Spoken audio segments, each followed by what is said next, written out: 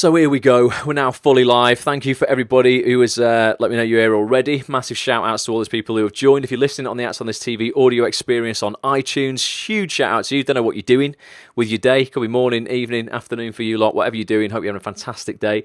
Got some great audio for you now. So we're looking, guys, at the book club tonight. And I know book club. Lauren, good evening. Book club people are like, what? God, what books? Yeah, boring. Nah, not this book, right? We'll look at an incredible book. We've looked at it for the last 2 weeks. This is the third week. And it's called The Subtle Art, excuse my French here, right? The Subtle Art of Not Giving a Fuck by Mark Manson. And it's a really, straightforward talking book all about Gary, good evening on Facebook. Straightforward talking personal development book, basically. No beating around the bush, no airy-fairy bullshit. It's literally like, right, okay, these are the things that are going to help you have more success in your life. Tony Rossi all the way from flipping Chicago and Wendy Walker from London, good evening.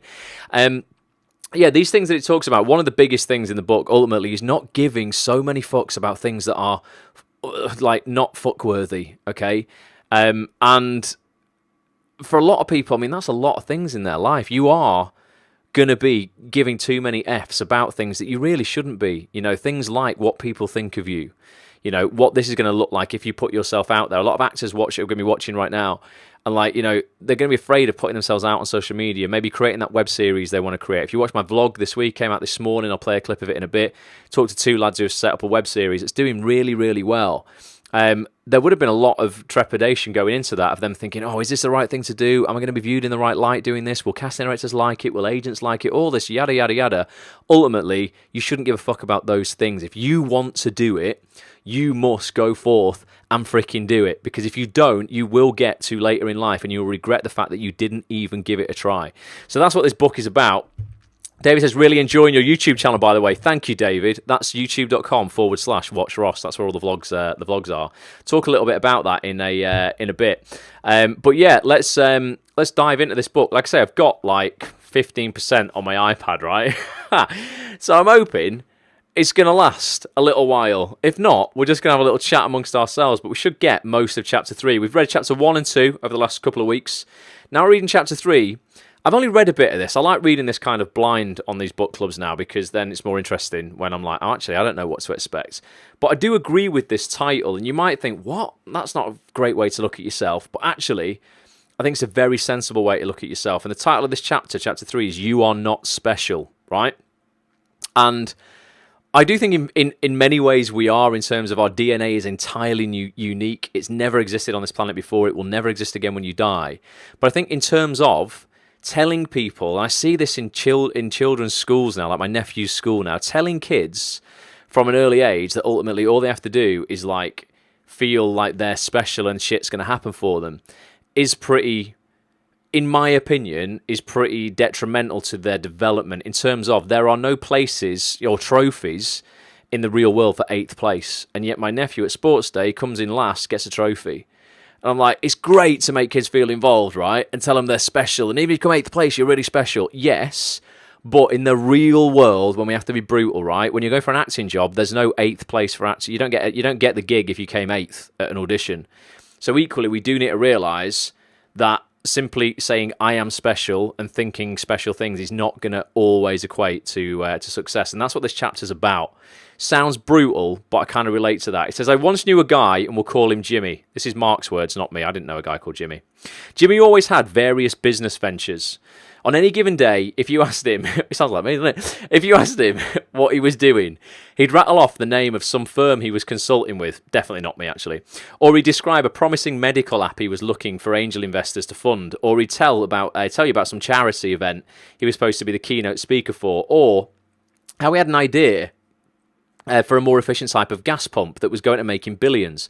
The guy was always rolling, always on, and if you gave him an inch of conversational daylight, he'd pulverise you about how world-spinning his work was, how brilliant his latest ideas were, and he'd name-drop so much it felt like you were talking to a tabloid reporter. So Jimmy's obviously full of it. Jimmy was all positivity all the time. Not necessarily a bad thing. Always pushing himself, always working an angle, a real go-getter, whatever the fuck that means. The catch was that Jimmy was also a total deadbeat. All talk and no walk, stoned a majority of the time and spending as much money in bars and fine restaurants as he did on his business ideas. Jimmy was a professional leech, leeching off his family's hard-won money by spinning them, as well as everyone else in the city, on false ideas of future tech glory. Sure, sometimes he'd put in some token effort or pick up the phone and cold call some bigwig and name drop until he ran out of names, but nothing ever actually happened. None of these ventures ever blossomed into anything. Maybe you know someone like Jimmy. If you do, let me know.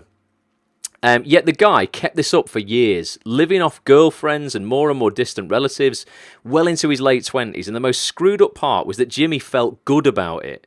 He had a delusional level of self-confidence. People who laughed at him or hung up on him were, in his mind, missing the opportunity of their lives. People who called him out on his bogus business ideas were too ignorant and inexperienced to understand his genius. People who pointed out his deadbeat lifestyle were jealous.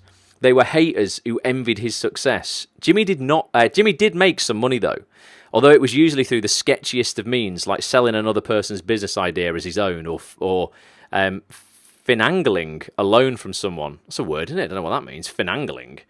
Or worse, talking someone into giving him equity in their startup. He actually occasionally talked people into paying him to do some public speaking about what I can't imagine. The worst part was that Jimmy believed his own bullshit, and this is the key to this, right? His delusion was so bulletproof, it was honestly hard to get mad at him. It was actually kind of amazing. Sometime in the 1960s, developing high self-esteem, having positive thoughts and feeling about oneself became all the rage in psychology. Research found that people who thought highly about themselves generally performed better and caused fewer problems. Many researchers and policymakers at the time came to believe that raising a population's self-esteem could lead to some tangible social benefits: lower crime, better academic records, greater employment, lower budget deficits. As a result, beginning in the next decade, the 1970s, self-esteem practices began to be taught to parents, emphasized by therapists, politicians, and teachers, and instituted into educational policy. Grade inflation, for example, was implemented to make low-achieving kids feel better about their lack of achievement. Participation awards and bogus... this is just what I was talking about. I haven't read this, honestly. I swear to God I haven't read this. Participation awards and bogus trophies were invented for any number of mundane and expected activities. Kids were given inane homework assignments like writing down all the reasons why they thought they were special or the 5 things they liked most about themselves. Pastors and ministers told their congregations that they were each uniquely special in God's eyes and were destined to excel and not be average. Business and motivational seminars cropped up chanting the same paradoxical mantra: every single one of us can be exceptional and massively successful. But it's a generation later, and the data that's in, we're not all exceptional. It turns out that merely feeling good about yourself doesn't really mean anything unless you have a good reason to feel good about yourself. It turns out that adversity and failure are actually useful and even necessary for developing strong-minded and successful adults. And that goes back to what we read about in chapter 2. Don't shy away. This is all saying that, it's fine to think positive, and it is. I'm a big believer in that.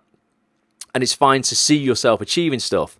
But you can't just sit on the sofa and practice The Secret and the Law of Attraction and expect shit to happen. That's just going to bring loads more disappointment. Actually going out, doing stuff and failing is all part of the process and is actually kind of really, really useful. Remember we said last week, pain and suffering are like a barometer, a compass. It's a signal to yourself, your brain, to go, actually, something's got to change. We can't shy away from it and go, oh, you know what, don't worry about being 8th place, have a trophy, it's okay. Because actually, that's not doing people any good. So, it says, it turns out that teaching people to believe they're exceptional and to feel good about themselves no matter what doesn't lead to a population full of Bill Gateses and Martin Luther Kings. It leads to a population full of Jimmys. Jimmy, the delusional startup founder. Jimmy, who smoked pot every day and had no real marketable skills other than talking himself up and believing it. Jimmy, the type of guy who yelled at his business partner for being immature and then maxed out the company credit card at Le Bernardin, whatever that is. What's that? Restaurant, maybe? Trying to impress some Russian model. Jimmy, who was quickly running out of aunts and uncles who could loan him more money. Yes, that confident, high self-esteem Jimmy. The Jimmy you spent so much time talking about how good he was that he forgot to, actually do something. The problem with the self-esteem movement is that it measured self-esteem by how positively people felt about themselves.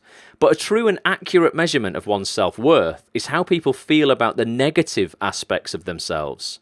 If a person like Jimmy feels absolutely fucking great 99.9% of the time, despite his life falling apart around him, then how can that be a valid metric for a successful and happy life? Jimmy is entitled. That is, he feels as though he deserves good and good things without actually earning them. He believes he should be able to be rich without actually working for it. He believes he should be liked and well connected without actually helping anyone. He believes he should have an amazing lifestyle without actually sacrificing anything. People like Jimmy become so fixated on feeling good about themselves that they manage to delude themselves into believing that they are accomplishing great things even when they're not. They believe they're brilliant and they're a brilliant presenter on stage when actually they're making a fool of themselves. They believe they're the successful startup founder when in fact they've never had a successful venture. They call themselves life coaches and charge money to help others even though they're only 25 years old and haven't actually accomplished anything substantial in their lives. I see that so much.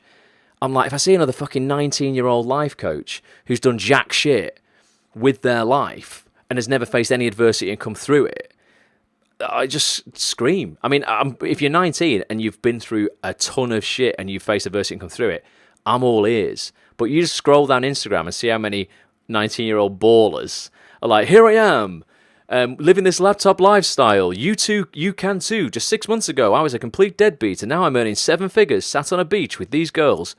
One word for you lot: bullshit. Absolute bullshit. Success takes fucking years, and they're all cons. Don't buy into any of that. Bobby says it's like the body positivity movement and their nonsense, preaching that all bodies are good bodies and ignoring the health risks that come from being obese. I've got some agreement with that, Bobby, to be honest, and that might be controversial for me to say, but I do think, and this is probably controversial, but I invest in my health every day of the week. So I go to the gym every single day, Monday to Friday. I have Saturday off. I run on a Sunday, and I generally watch what I'm eating. And that's not because I'm like, oh, I've got to, look great. I mean, it's nice having, a healthy, athletic-looking body. But for me, it represents my standards. If I am not investing in myself, and that isn't, shown physically, then how can other people think I'm a good person to learn from or listen to? It represents. It's just your standard for yourself. So if your standards are low for yourself and you're letting your health suffer, then that must mean standards for other things in your life are low as well. So I kind of agree with that in a way. We can't just go, it's absolutely fine to be 25 stone because all bodies are beautiful, when that, is not going to lead to a long life where you're actually going to enjoy it. So I do kind of agree with that, Bobby. Yeah, it's like, it's absolutely fine. You don't have to be a stick-thin model and have a six-pack. I'm not talking about that, just be as healthy as you can so you live as long as you can so you can enjoy your freaking life as long as you can. I want to get to 100. So that's why I go all in on my health. It's not because I'm like, oh, I've got to have a six-pack. It's like, actually, you know what? If I invest in me, other people, if I show I've got high standards, other people will invest in me. But also, I'm going to just try and live as long as I can. I want to live for a cure for my eyes, genuinely. So I've got this dodgy eye condition. If those are just watching for the first time or listen on the replay, I've got a dodgy eye condition that currently can't be cured. And I'm like, it's my duty to just invest in my health to live as long as I can, because I'd freaking love to be alive if they can cure it. So got to stick around. David said, I must start going to the gym again. David, mate, honestly, get involved. For me, it just starts my day brilliantly every day. And I don't like working out every day. I'm going to be honest with you. It's not great. I wake up at 6:30. I don't want to get out of bed and walk down the gym half a mile, do the gym, walk back half a mile. It's hard, but I love having worked out. I love having earned that shower. And actually, not just talk the talk, go, oh yeah, I invest in myself, and then actually don't, not like Jimmy. You've got to actually walk the walk, man. But yeah, David, get in it, mate. It'll change your life, dude. And yeah, and I guess, yeah, you're right, Bobby. It's like that 8th place trophy. There are no trophies for 8th place in real life. All right, Corey and Dawn are here.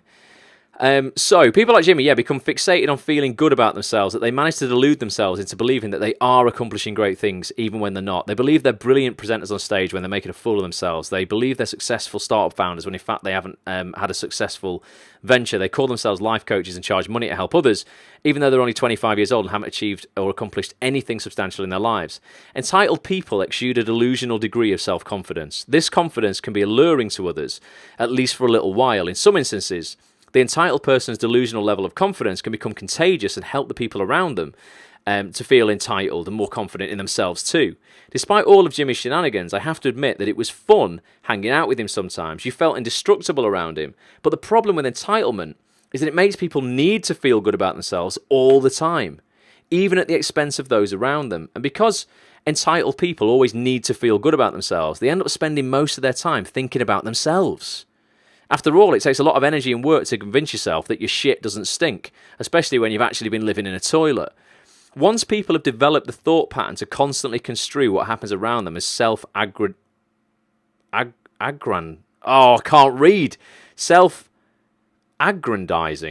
don't know what that means either. I need an education. It's extremely hard to break them out of it. Any attempt to reason with them is seen as simply another threat to their superiority by another person who can't handle how smart, talented, good-looking, successful they are. Entitlement closes in upon itself in a kind of narcissistic bubble, distorting anything and everything in such a way as to reinforce itself. People who feel entitled view every occurrence in their life as either an affirmation of or a threat to their own greatness. If something good happens to them, it's because of some amazing feat they accomplished. If something bad happens to them, it's because someone is jealous and trying to bring them down a notch. Entitlement is impervious. People who are entitled delude themselves into whatever fills their sense of superiority. They keep their mental facade standing at all costs, even if it sometimes requires being physically or emotionally abusive to those around them. But entitlement is a failed strategy. It's just another high. It's not happiness. The true measurement of self-worth is not how a person feels about her positive experiences, but rather how she or he feels about her negative experiences.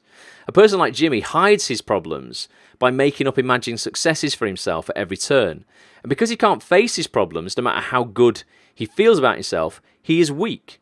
A person who actually has a high self-worth is able to look at the negative parts of their character frankly and say, yes, sometimes I'm irresponsible with money. Yes, sometimes I exaggerate my own successes. Yeah, I rely too much on others to support me and should be more self-reliant. And then acts to improve upon them.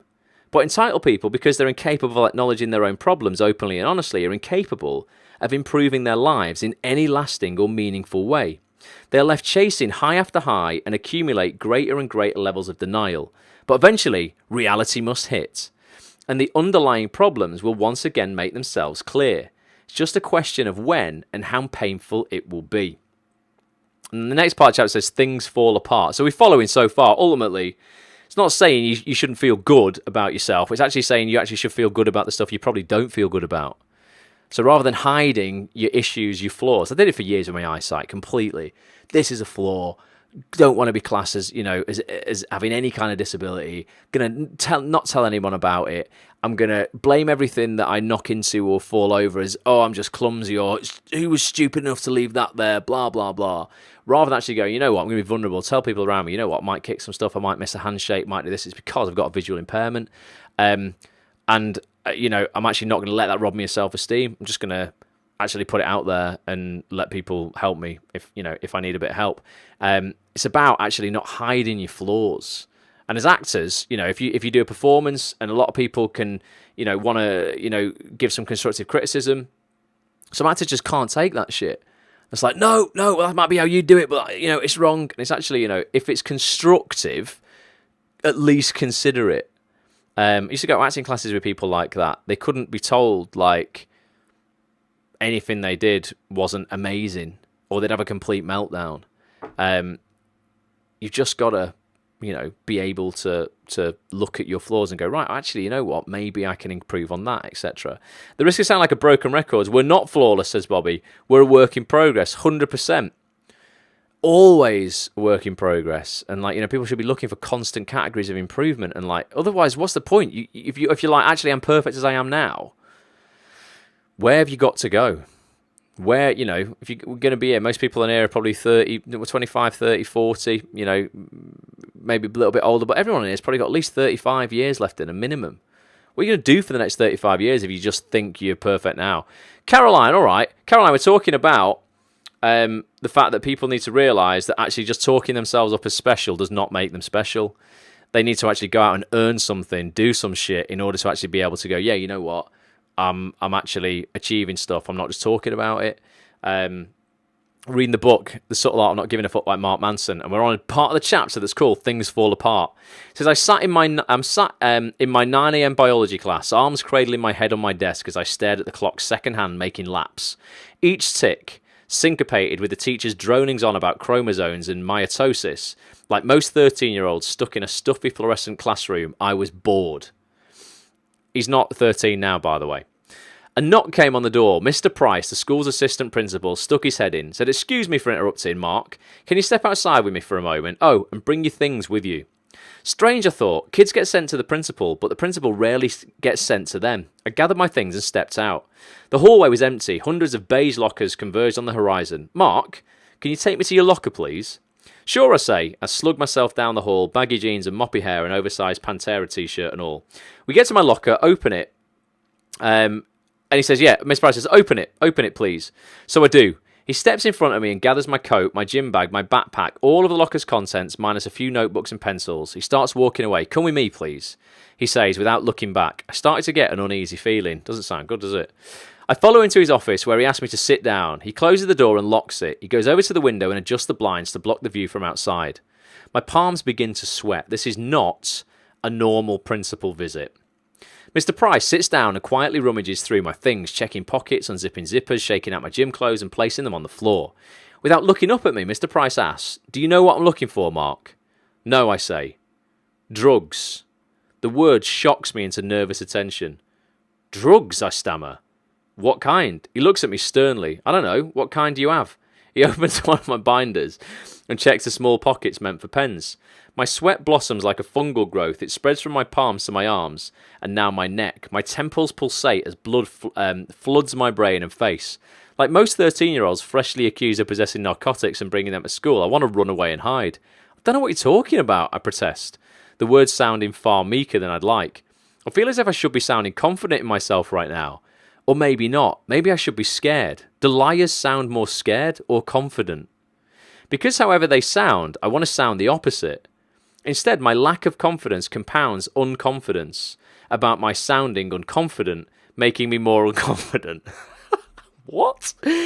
So I want to sound the opposite. So he wants to sound the opposite of whether you would sound confident or not confident if you actually had drugs. So instead, my lack of confidence compounds unconfidence about my sounding unconfident, making me more unconfident. That fucking feedback loop from hell. "We'll see about that," he says, turning his attention to my backpack, which seemingly has 100 pockets. Each is loaded with its own silly teen desiderata, coloured pens, old notes passed in class, early 90s CDs with cracked cases, dried up markers, an old sketch pad with half its pages missing, dust and lint and crap accumulated during a maddeningly circuitous middle school existence. There's a few long words in this book tonight.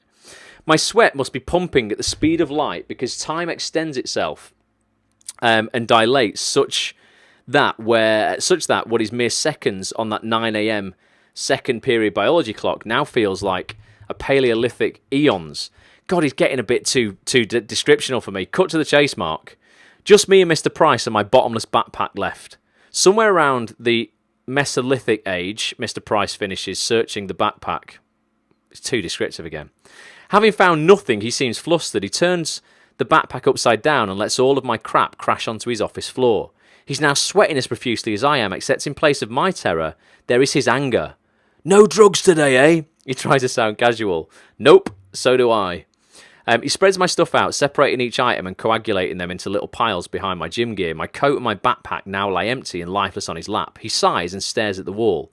Like most 13-year-olds locked in an office with a man angrily throwing their shit all over the floor, I want to cry. Mr. Price scans the contents organised on the floor, nothing illicit or illegal, no narcotics, not even anything against school policy. He sighs and then throws the coat and backpack on the floor too. He bends over and puts his elbows on his knees, making his face level with mine. "Mark, I'm I'm going to give you one last chance to be honest with me. If you're honest, this will turn out much better for you. If it turns out you're lying, then it's going to be much worse. As if on cue, I gulp. Now tell me the truth, Mr. Price demands. Did you bring drugs to school today? Fighting back tears, screams, clawing at my throat, I stare my tormentor in the face and in a pleading voice, dying to be relieved of this adolescent horrors, I say, no, I don't have any drugs. I've no idea what you're talking about. Okay, he says, signalling surrender. I guess you can collect your things and go. He takes one last longing gaze at my deflated backpack lying like a broken promise there on his office floor. He casually puts one foot down on the pack, stomping lightly, a last-ditch effort. I anxiously wait for him to get up and leave so I can get on with my life and forget this whole nightmare. Don't know what this is about yet. I say I haven't read this, but hopefully there's going to be a lesson in this. But his foot stops on something. What's this, he asks, tapping with his foot. Oh, shit. What is what, I say. There's still something in there. He picks up the bag and starts feeling around the bottom of it. For me, the room gets fuzzy. Everything goes wobbly. When I was young, I was smart, I was friendly, but I was also a shithead. I mean that in the most loving way possible. I was a rebellious, lying little shithead, angry and full of resentment. When I was 12, I hacked my house's security system with refrigerator magnets so I could sneak out undetected in the middle of the night. My friend and I would put his mum's car in neutral and push it into the street so we could drive around without waking her up. I would write papers about abortion because I knew my English teacher was a hardcore conservative Christian. Another friend and I stole cigarettes from his mum and sold them to kids outside behind the school. And I also cut a secret compartment into the bottom of my backpack to hide my marijuana. What a little shit. Right, so this is the story then. So he has brought drugs into school. I didn't know where the hell that was going. But he's brought drugs into school. I don't know where this is now going. And I also, so he cut that compartment in the bottom of his backpack. That was the same hidden compartment Mr. Price found after stepping on the drugs I was hiding. I'd been lying. And as promised, Mr. Price didn't go easy on me. A few hours later, like most 13-year-olds handcuffed in the back of a police car, I thought my life was over. And I was kind of right in a way. My parents quarantined me at home. I was to have no friends for the foreseeable future. Having been expelled from school, I was to be homeschooled for the rest of the year. My mum made me get a haircut and threw out all of my Marilyn Manson and Metallica shirts, which for an adolescent in 1998 was tantamount to being sentenced to death by lameness. My dad dragged me to his office with him in the mornings and made me file papers for hours on end. Once homeschooling was over, I was enrolled in a small private Christian school where, and this may not surprise you, I didn't exactly fit in. And just when I finally cleaned up my act and turned in my assignment and learned the value of good clerical responsibility, my parents decided to get divorced. I tell you all this only to point out that my adolescence sucked donkey balls. I lost all of my friends, my community, my legal rights, and my family within the span of about 9 months. My therapist in my 20s would later call this some real traumatic shit, and I would spend the next decade and change working on unravelling it and becoming less of a self-absorbed, entitled little prick. The problem with my home life back then was there was not all of the horrible things that were said or done. Rather, it was all of the horrible things that needed to be said and done but weren't. My family stonewalls the way Warren Buffett makes money or Jenna Jameson fucks were champions at it. So they just wouldn't talk about anything. The house could have been burning down around us and it would have been met with, oh, no, everything's fine. It's had warm in here perhaps, but really, everything's fine. When my parents got divorced, there were no broken dishes, no slammed doors, no screaming arguments about who fucked whom. Once they'd reassured my brother and me that it wasn't our fault, we had a Q&A session. Yep, you read that right, about the logistics of the new living arrangements. Not a tear was shed. Not a voice was raised. The closest peek my brother and I got into our parents' unravelling emotional lives was hearing nobody cheated on anybody. Oh, that's nice. It was a tad warm in the room, but really everything was fine. My parents are good people. I don't blame them for any of this, not anymore at least, and I love them very much. They have their own stories and their own journeys and their own problems, just as all parents do, and just as all of their parents do, and so on. And like all parents, my parents, with the best of intentions, imparted some of their problems to me, as I probably will to my kids. When real traumatic shit like this happens in our lives, we begin to unconsciously feel as though we have problems that we're incapable of ever solving. And this assumed inability to solve our problems causes us to feel miserable and helpless. But it also causes something else to happen. If we have problems that are unsolvable, our unconscious figures that we're either uniquely special or uniquely defective in some way, that we're somehow unlike everyone else and that rules must be different for us. Put simply, we become entitled. It's now all making sense, isn't it? Thank God. The pain from my adolescence led me down a road of entitlement that lasted through much of my early adulthood. Whereas Jimmy's entitlement played out in the business world where he pretended to be a huge success, my entitlement played out in my relationships, particularly with women. My trauma had revolved around intimacy and acceptance, so I felt a constant need to overcompensate, to prove to myself that I was loved and accepted at all times, and as a result, I soon took to chasing women the same way a cocaine addict takes a snowman to a snowman made out of cocaine. I made sweet love to it and then promptly suffocated myself in it. I became a player, an immature, selfish, albeit sometimes charming player, and I strung up a long series of superficial and unhealthy relationships for the better part of a decade. It wasn't so much the sex I craved, although the sex was fun, it was the validation. I was wanted, I was loved. For the first time since I could remember, I was worthy. My craving for validation quickly fed into a mental habit of self-aggrandizing, that word from before, and overindulgence. I felt entitled to say or do whatever I wanted, to break people's trust, to ignore people's feelings, and then justify it later with shitty, half-arsed apologies. While this period certainly had its moments of fun and excitement, and I met some wonderful women, my life was more or less a wreck the whole time. I was often unemployed, living on friends' couches or with my mum, drinking way more than I should. I should have been, alienating a number of friends, and when I did meet a woman I really liked, my self-absorption quickly torpedoed everything. The deeper the pain, the more helpless we feel against our problems, and the more entitlement we adopt to compensate for those problems. This entitlement plays out in the one of two ways. 1, I'm awesome, and the rest of you all suck, so I deserve special treatment. 2, I suck and the rest of you are all awesome, so I deserve special treatment. I'll read that again because that's fucking true, isn't it? That's so true. Steve Connolly, good evening. And when he said he loves the F-bomb, doesn't he? Just as I swore. He does, Wendy. That's why the book's called Subtle Art of Not Giving a Fuck. And she says, Desiderata was a poem. It's very good. You should read it. All right, nice one. Thanks for the education there. Can relate to some of this from my 20s, says Gary. I'm glad you're all still listening to this, because this is like, it seemed like it was going way off on a tangent, but it's now all coming back. Ultimately, what it's saying is when we feel, ultimately when we go through hardship or whatever reason, and I see so many actors do this. We can all relate this to acting, right? So many actors do this where they feel for whatever reason, either one, like I say, they're super, super great and everyone else is fucking crazy and can't see it. I don't understand why people are so stupid. I'm so brilliant. I'm so much better than that person on TV. Why am I not getting a job? I'm so special. And then that fucks them up. Or equally, I'm not getting any jobs, I'm not on TV. Yeah, I'm probably not even as good as that person there who I don't think is very good. I must be shit. Thus, they want special treatment, etc. So it can go in one of those two ways. We'll look at that in a second. So, yeah, 1, I'm awesome and the rest of you all suck, so I deserve special treatment. Or 2, I suck and the rest of you are all awesome, so I deserve special treatment. Opposite mindset on the outside, but the same selfish, creamy core in the middle. In fact, you will often see entitled people flip back and forth between the two. Either they're on top of the world or the world is on top of them, depending on the day of the week or how well they're doing with their particular addiction at that moment. Most people correctly identify a person like Jimmy as a raging narcissistic asshat. That's because he's pretty blatant in his delusionally high self-regard. What most people don't correctly identify as entitlement are those people who perpetually feel as though they're inferior and unworthy of the world. And these are the people who I say are addicted to the struggle. And that's like a really self-indulgent bullshit thing to do.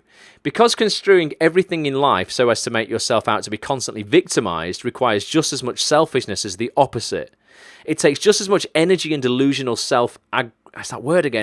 aggrandizement to maintain the belief that one has insurmountable problems as that one has no problems at all. The truth is there's no such thing as a personal problem. If you've got a problem, chances are millions of other people have had it in the past, have it now, or are going to have it in the future.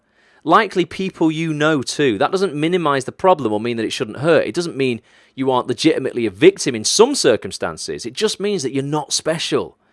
Often, it's this realisation that you and your problems are actually not privileged in their severity or pain that is the first and most important step towards solving them. But for some reason, it appears that more and more people, particularly young people, are forgetting this. Numerous professors and educators have noted a lack of emotional resilience and an excess of selfish demands in today's young people. It's not uncommon now for books to be removed from a class's curriculum for no other reason that they made someone feel bad. Speakers and professors are shouted down and banned from campuses for infractions as simple as suggesting that maybe some Halloween costumes really aren't that offensive. School counsellors note that more students than ever are exhibiting severe signs of emotional distress over what are otherwise run-of-the-mill daily college experiences, such as an argument with a roommate or getting a low grade in a class. It's strange that in an age when we're more connected than ever, entitlement seems to be at an all-time high. Something about recent technology seems to allow our insecurities to run amok like never before. The more freedom we're given to express ourselves, the more we want to be free of having to deal with anyone who may disagree with us or upset us. The more exposed we are to opposing viewpoints, the more we seem to get upset that other viewpoints exist. The easier and more problem-free our lives become, the more we seem to feel entitled for them to get even better. The benefits of the internet and social media are unquestionably fantastic in many ways. This is the best time in history to be alive. But perhaps these technologies are having some unintended social side effects. Perhaps these same technologies that have liberated and educated so many of us are simultaneously enabling people's sense of entitlement more than ever before. Who agrees with that? Because that's freaking the truth, innit? That's just the truth, and it is, people, there's jealousy. I was talking to an actress about this earlier, runs rife in the industry for people who aren't mindful. And they rather, they'll see someone, you get an older actor or actress who sees a young person killing it. And I'm interviewing somebody tomorrow, Haisha Mystery. She's an actress on Hollyoaks, plays Yasmin on Hollyoaks. And she's 24, but looks really, really young. So she looks like 16, probably something like that. And I know people will look at her in this industry and be like, oh my God, she's just got lucky. She got this part or whatever. Oh, I'm a victim. I've been working for so many more years and I haven't got a big part on TV, etc. When actually, when you look at her Spotlight CV, I think there was something like 24 other credits on there before she got Hollyoaks. She's worked her ass off. There's nobody I see really killing it in the industry who hasn't worked. And you might be able to give me the one exception where somebody got lucky. But you know what? Most people who are doing really well have hung in there for fucking years and years and years and years and years. I've got an audition this Wednesday, a recall for something that actually could change the trajectory of my acting career in quite a big way. Not getting too excited about it yet. I'll go and give it my best shot. But it could do. It could be the one, right? And I will have waited professionally 13 years for that. I graduated from Manchester Met School of Theatre for drama school in 2005, right? We're in 2018 now. Over 13 years ago. Before that, I'd been working semi-professionally as a child actor kind of for 10 years before that. So we're looking at like 23 fucking years of hanging in there, putting out, how much content I put out and what I do, constantly, having to like get up and go, fuck, it's still not here, it's still not here, it's still not here. How much more can I do? What more can I do? I'm giving it everything. And then honest to God, I don't know what will come of this, if anything, if not, there will be other things in the future. I'll make sure of it. But it really does just take that one call that can change your career. But it's not going to happen if you're playing the victim. And if you're just like, everyone else is either amazing and I'm shit, or equally the other victim, I'm amazing and no one else can see it. I'm, like they're all dickheads. It's just a matter of hanging in there and waiting. And Bobby says this will be the one for a very simple reason that he says so. Well, thank you, Bobby. Not Star Wars, David. I wish it was. It's not. It's not as big as that. It's Teleland, not film, but it's still. It would still be a great thing to get. It would definitely be the biggest role I've had so far. Wendy says people just need to get the fuck over themselves. Yep, completely agree. Dawn says good luck for Wednesday, Ross. You're awesome. Thank you, Dawn. Appreciate that. Really appreciate that. I will let you all know either way in a couple of weeks what happens. Gary says, what were you like as a child actor? Well, I say child, really kind of like from about 13, something like that, Gary. I was really doing a lot of, I went for some pretty decent stuff and I never get it. I always used to just get like the commissary prize. I'd get down to like the last 2 or 3 for like a big lead in children's ward or something like that, whoever remembers children's ward. And then my mate from school would get it instead and be like, fuck, there you go, that's another one. But it's just all about, like, I say this all the time, like on the vlog and stuff, like, we're all on our different clocks. So many of my friends have made it to a certain degree in terms of whatever you class as making it. I've got friends who have won Oscars, who have won BAFTAs, who have literally made millions of pounds out of certain franchises in the industry. And I'm absolutely over the moon for them. Like, genuinely, I've never felt like, oh, fuck, like, obviously there's some envy there in a healthy way to go, actually, you know what, if I'm feeling envious about this, it's the thing that I want, I need to keep going. But that's the way you've got. You can't be a victim in this. You've got to realise you're just on your own time. And it always goes back to what Jill Trevelyan, the casting director for Downton Abbey, said to me. She said, listen, if you really believe you have something to offer, and you really believe that, hang in there, your time will come.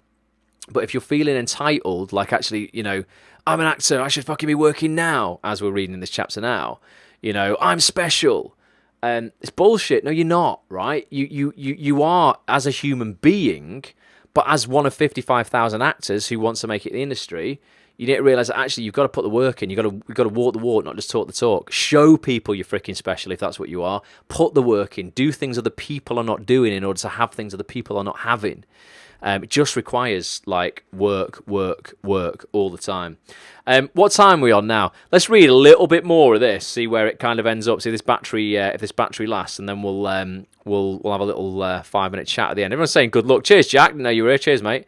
Thanks for the kind words. The tyranny of exceptionalism. Most of us are pretty average at most things we do. Even if you're exceptional at one thing, chances are you're average or below average at most of the other things. That's just the nature of life. To become truly great at something, you've got to dedicate shit tons of time and energy to it. And because we all have limited time and energy, few of us ever become truly exceptional at more than one thing, if anything at all. We can then say that it's a statistical improbability that any single person will be an extraordinary performer in all areas of life, or even in many areas of their life. Brilliant business people are often fuck-ups in their personal lives. Extraordinary athletes are often shallow and as dumb as a lobotomized rock. Many celebrities are probably just as clueless about life as the people who gawk at them and follow their every move. We're all, for the most part, pretty average people. But it's the extremes that get all of the publicity. We kind of know this already, but we rarely think and or talk about it, and we certainly never discuss why this could be a problem. Having the internet, Google, Facebook, YouTube, and access to 500 plus channels of television is amazing, but our attention is limited. There's no way we can process the tidal wave of information flowing past us constantly.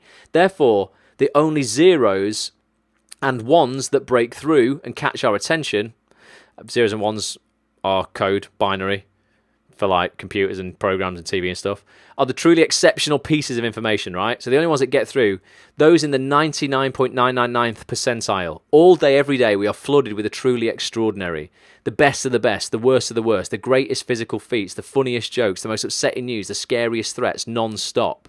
Our lives today are filled with information from the extremes of the bell curve of human experience, because in the media business, that's what gets eyeballs, and eyeballs brings dollars. That's the bottom line. Yet the vast majority of life resides in the humdrum middle. The vast majority of life is unextraordinary, indeed quite average. So what it's saying there is you're being flooded, particularly in social media. Instagram will fuck you up like this. You're being flooded with the extraordinary.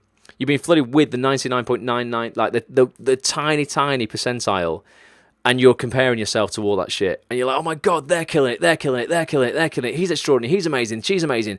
Look at that. And you're feeling like shit. This flood of extreme information has conditioned us to believe that exceptionalism is the new normal.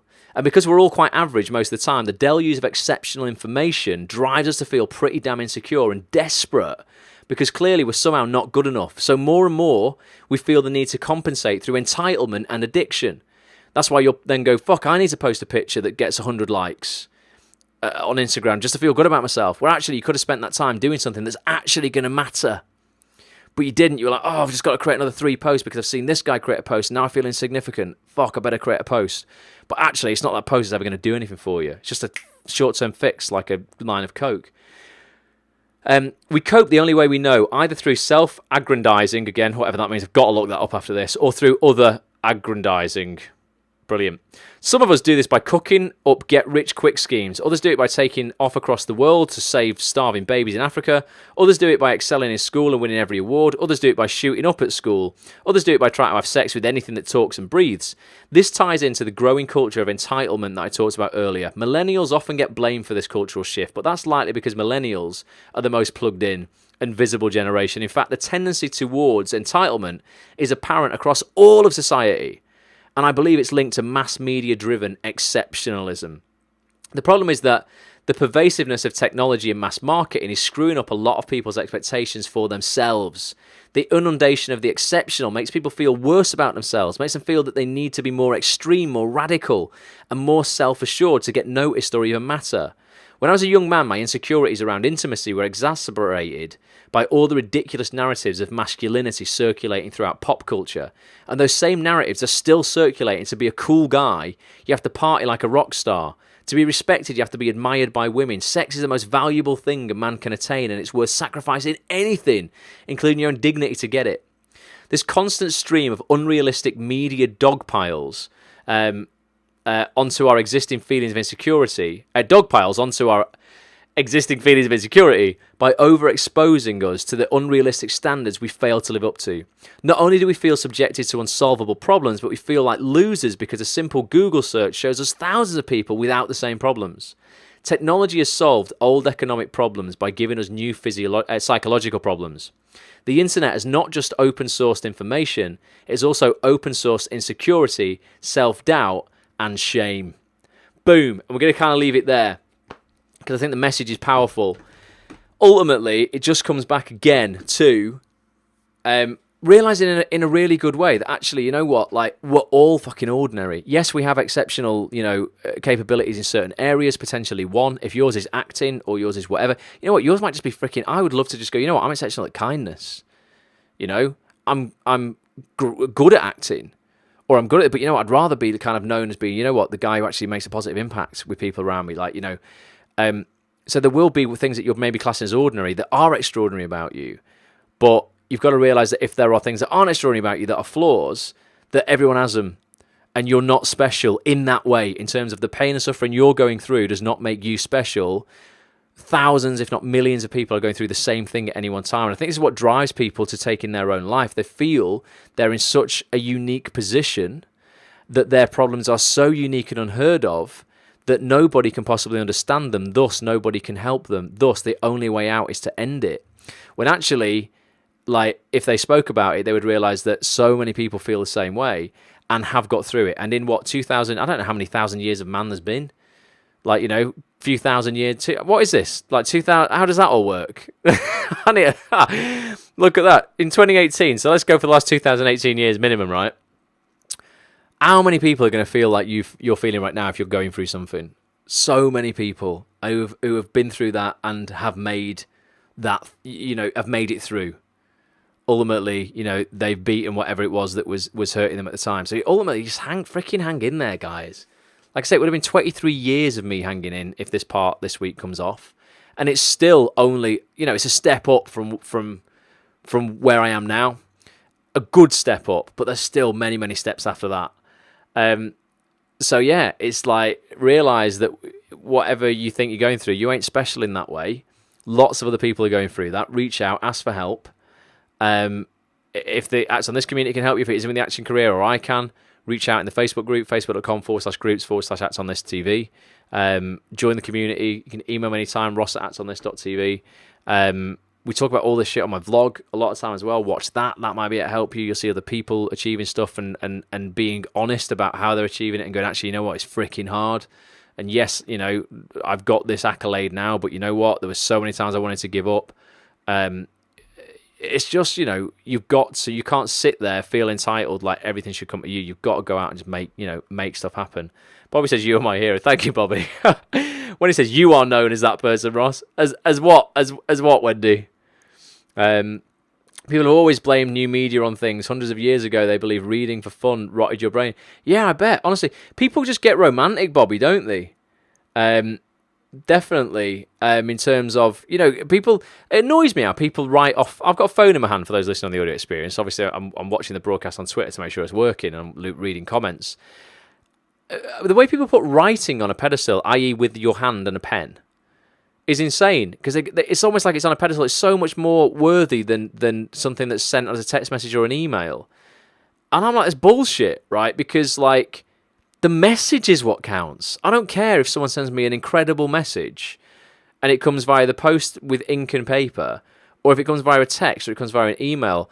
The message is exactly the same, but obviously life moves on, technology moves on. If someone wants to tell me something now that's an incredible message, send me a text. Don't wait to write in a letter and send it through the post, because I'd want to know now.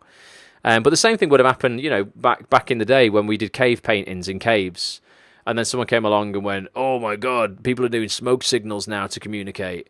Oh, the caveman don't even go round to other caveman's caves anymore and look a caveman in the eye. They communicate through smoke signals. That's bullshit. Where's the connection gone?" Everyone's, it's going to happen throughout history, isn't it? So don't get freaking hung up on romanticizing about shit like that. It's not going to do you any good at all. What's this? Gary says I've had quite an average day today, but that's fine. Got another 4 days of the week left, Gary, and plenty of life left, man. But yeah, people do want to blame new technology for disconnection. How many times we see people on Facebook now going, "Oh, when I was school holidays, 6 weeks holidays in the summer, which we've got now here in the UK, I was out every day catching leeches and playing football. Now everyone's on their Xboxes." Well, you know what? Like, shit changes. Deal with it. It doesn't mean that you had it better, because I guarantee your mum and dad were probably saying the same thing about something they did. And they're like, "Oh, look at him now. All he's doing is going out and catching leeches and playing football. When we were on school holidays, we were down the coal mine working for our parents," or something like that. I don't know. Whatever it would be. Don't get romantic. Don't feel that you're special. Don't be a victim. Get up, get out, do shit. Ultimately, that's the message for this book club. There was criticism of a new adaptation of Anne of Green Gables for being darker than the book, says Bobby. It was based on. The creator wanted to show that the past wasn't as idealistic and as innocent as people like to think. Yeah, definitely not. Definitely not. Amen to that, says David. Definitely. And catching leeches. Well, I don't know. I don't know. Not leeches. No, definitely not. I meant tadpoles, David. Definitely not leeches. As kids, we'd go out and catch frog spawn and stuff like that in my school holidays. Don't even really know what we did with it, to be honest. But yeah, not leeches. They stick on you and suck your blood, don't they? Didn't mean that. That's like that old advert for beer, isn't it? Got any leeches for this? Remember that one? Like a medieval thing. Or maybe I'm just going back a bit. I want to show you a clip of the vlog today, right? Talking about getting out and doing shit, right? Big shout out to Andrew Connor and Stieg Idwaney, who often watch these broadcasts. They've created a web series called Rebound. I spoke about it at the end of the last broadcast. I thought, you know what? Let's bring them on the vlog and talk about how they're doing it and the problems they're encountering along the way. Because there's getting a lot of traction. This web series. It's funny. I enjoy watching it. Episode 3, I think, came out today. But yeah, it's on the vlog. YouTube.com/Watch Ross. Go check it out. But here's a. If you can find it. Here's like a 60-second clip of what's on there. If you want to promote yourself more as an actor as well, write yourself a script with you in it. Playing a character that you can actually play and promote yourself in a good light. Welcome everybody to episode 40 of Watch Ross, the one where we stop waiting and start creating. Where are you scheduling time to be creative? How are you doing? Andy, good to see you, man.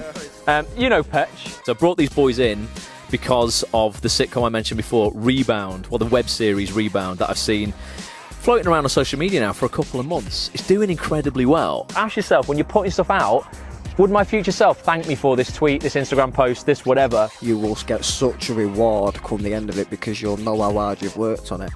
But if you don't do it, you will have that sense of regret. Procrastination is the graveyard where opportunity is buried. And that is everything. Oh, wise word from the hop there. Procrastination is the graveyard where opportunity is buried. Another sort of thing that ties in with what we've been talking about on the book club tonight.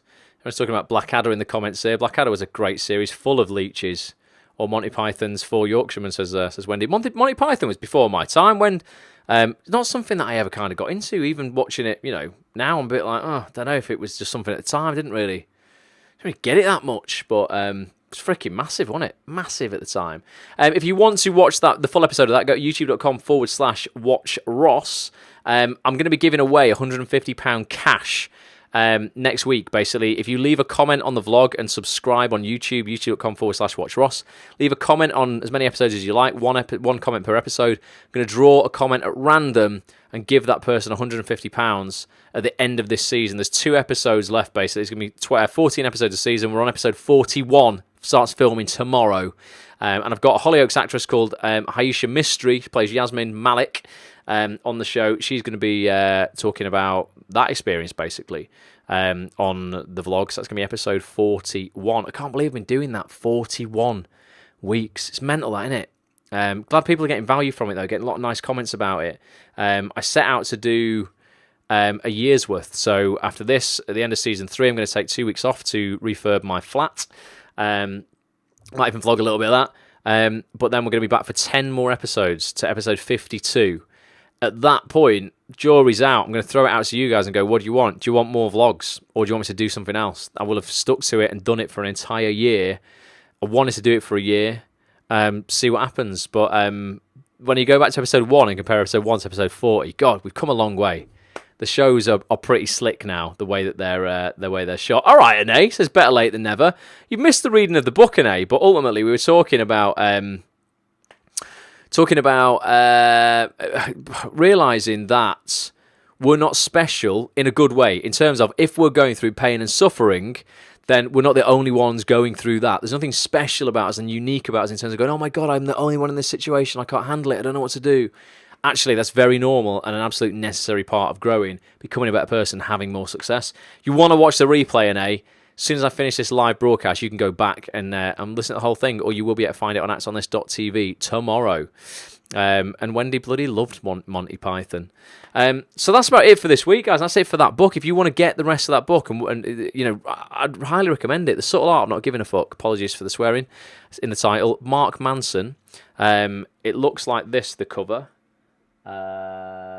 Looks like this on your screen. Sorry for those on the audio experience, you can't see it, but it's an orange cover with black writing, and you get it on Amazon. If you're watching on the replay on actsonthis.tv, there will be a link to this book underneath this video, so you go and buy it there. It's not that dear. I'm sure it was less than a tenner for the hardback version of it, but it is good because it's so straight talking, and it's just like, actually, you know what, that's that's the deal. Had a lot of interest in the Bulletproof Actor Mastermind group that I spoke about on the broadcast last Monday.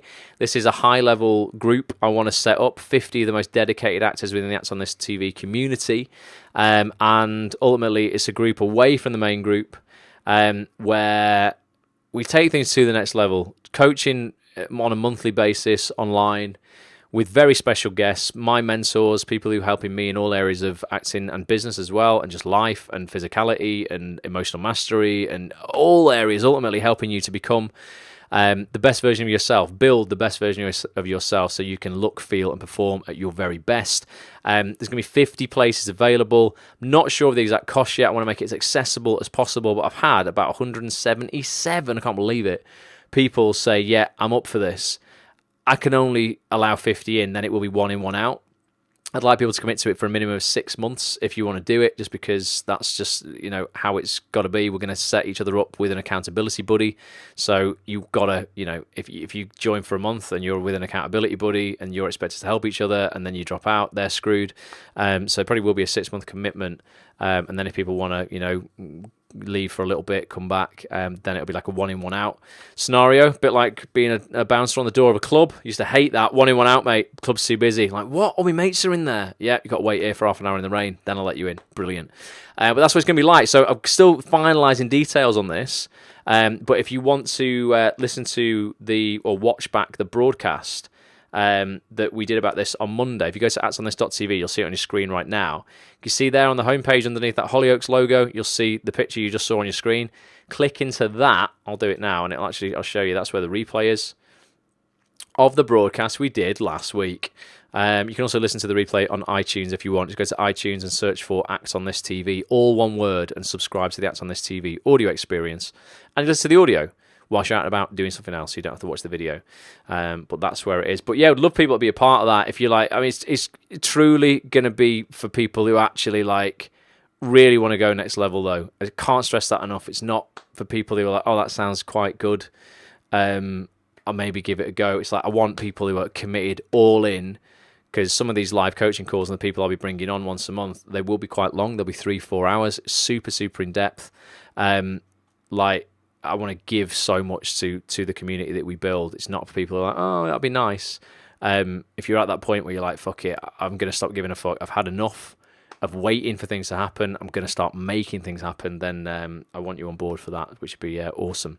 So that's it for tonight. Anyone got any final words for this evening before we call it a day? It's just gone 10 o'clock. They go fast, these sessions, aren't they? It's 1 minute past 10 already.